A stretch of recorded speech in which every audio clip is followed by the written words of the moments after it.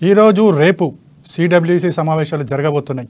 తెలంగాణ కాంగ్రెస్ చాలా ప్రతిష్టాత్మకంగా ఈ సమావేశాలు నిర్వహించబోతుంది. ముఖ్యంగా ఏదైతే ఎన్నికలు దృష్టిలో పెట్టుకుని ఈ సమావేశాలు జరగబోతున్నాయి.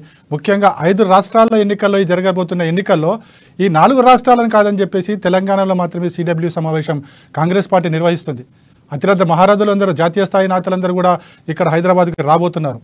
ఇప్పటికే మొత్తం నగరమంతా కూడా కాంగ్రెస్ పార్టీ జెండాలతో రెపరెపలాడుతుంది.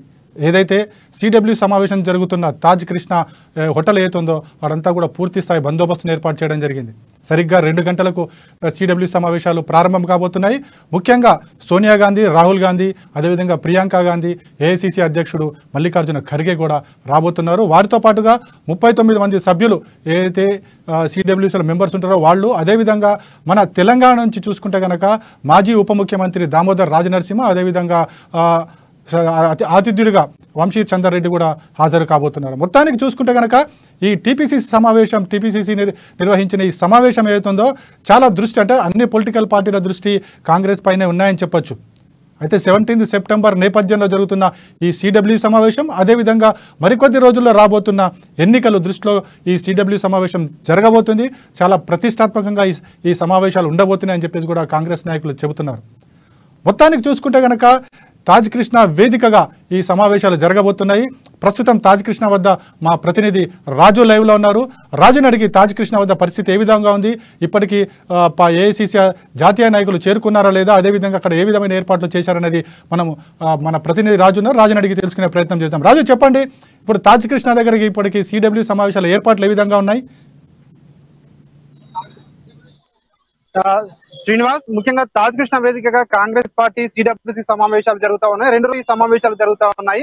ముఖ్యంగా 39 మందితో కూడినటువంటి సిడబ్ల్యూసీ మెంబర్స్ ఒక్కొక్కరుగా చేరుకుంటా ఉన్నారు. ఇప్పటికే కొద్ది మంది చేరుకోవడం జరిగింది. మరో గంట సేపట్లోనే 12:30 నుంచి 1 గంట మధ్యలో కాంగ్రెస్ పార్టీ అగ్రనేతలు, కాంగ్రెస్ పార్టీ జాతీయ అధ్యక్షుడు మల్లికార్జున ఖర్గేతో పాటు కాంగ్రెస్ అగ్రనేతలు సోనియా గాంధీ, రాహుల్ గాంధీ, ప్రియాంక గాంధీ కూడా మధ్యాహ్నం 12:30 లోపు తాజ్ కృష్ణ హోటల్ కి చేరుకోనున్నారు. ఇప్పటికే కొద్ది మంది కూడా చేరుకోవడం జరిగింది. ఇప్పటికే తెలుగు రాష్ట్రాల నుంచి మన తెలంగాణ నుంచి చూసుకున్నట్టయితే మాజీ ఉప ముఖ్యమంత్రి దామోదర రాజనరసింహ, అదేవిధంగా వంశీ చంద్ర రెడ్డి కూడా సిడబ్ల్యూసీ మెంబర్ లో ఉన్నారు. సో వీళ్ళే కాకుండా 39 మందితో కూడిన ప్రతినిధుల బృందం కూడా మరికొద్ది సేపట్లో కూడా రానుంది. 1 గంటకు ఇక్కడ టీపీసీసీ ఇచ్చే లంచ్ లో పాల్గొనడం జరుగుతుంది. వాళ్ళందరూ కూడా లంచ్ తర్వాత ఆ మీటింగ్ ప్రారంభమయ్యే అవకాశం కూడా కనిపిస్తా ఉంది. ఇప్పటికే తాజ్ కృష్ణ హోటల్ చుట్టూ ఈ చుట్టూ పరిసర ప్రాంతాల్లో అయితే పోలీసులు పటిష్ట బందోబస్తు ఏర్పాటు చేయడం జరిగింది. ఇక్కడ మనం చూడొచ్చు, ఆల్రెడీ ఇప్పటికే ఇక్కడ ఈ రోడ్లన్నీ కూడా కాంగ్రెస్ పార్టీ కటౌట్లతో కూడా ఎక్కడికక్కడ నిండిపోయిన పరిస్థితి అయితే మనకు కనిపిస్తా ఉంది. అదేవిధంగా భద్రతను కూడా పోలీసులు ప్రత్యేక పోలీస్ బందోబస్తుతో ఇక్కడ అంతా భద్రతను కట్టుదిట్టం చేయడం జరిగింది.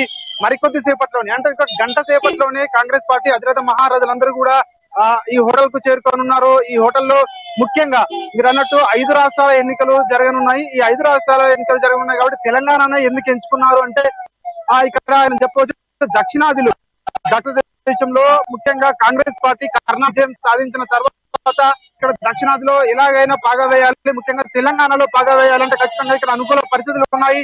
తెలంగాణ ఇచ్చిన తర్వాత కూడా కాంగ్రెస్ పార్టీ అధికారంలోకి రాలేదు, వచ్చే సూచనలు ఉన్నాయి అని చెప్పి శ్రేణులు కానీ పార్టీ అందరికీ అనుకోవడానికి అయితే ఖచ్చితంగా ఈ సమావేశాలు ఉపయోగపడతాయని చెప్తా ఉన్నారు. ఈ పద్యంలోనే టీపీసీసీ తెలంగాణ కాంగ్రెస్ కమిటీ అయితే ఇక్కడ ఏర్పాట్లకైతే దృష్టి సారించింది. ఇక్కడ ఏర్పాట్లన్నీ కూడా దాదాపు పూర్తి చేశారు. ఈ సమావేశాలను ప్రతిష్టాత్మకంగా తీసుకోవడం జరిగింది. తెలంగాణ కాంగ్రెస్ పార్టీ ఈ సమావేశాలను చాలా ప్రతిష్టాత్మకంగా తీసుకుంది.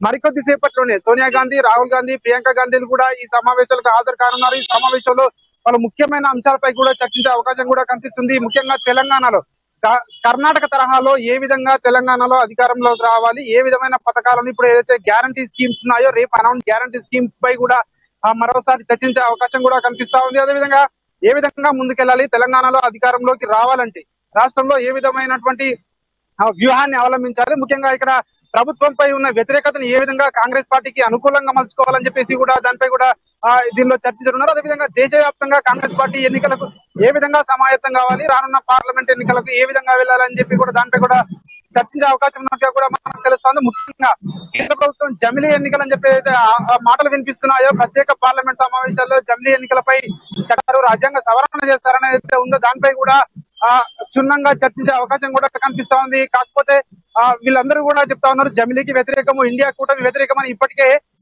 పలుమార్లు చెప్పిన పరిస్థితి ఉంది. అయితే ఈ నేపథ్యంలోనే వాటిపై కూడా చర్చించే అవకాశం కూడా కనిపిస్తా ఉంది. అదే విధంగా ఇండియా పేరు భారత్ గా మార్పు ఏదైతే ఉందో దానిపై కూడా ఊహాగానాలు వస్తున్నాయి. కేంద్ర ప్రభుత్వం ఈ సమావేశాల్లోనే బిల్లు పెట్టే ఏదైతే శ్రీనివాస్ రాజు ముఖ్యంగా ఇప్పుడు చెప్పండి, ఏదైతే కాంగ్రెస్ పార్టీ మిగతా రాష్ట్రాలలో ఏవైతే 5 రాష్ట్రాలు ఎన్నికలు జరుగుతున్నాయి అది కాదని చెప్పి తెలంగాణలో పెడుతుంది.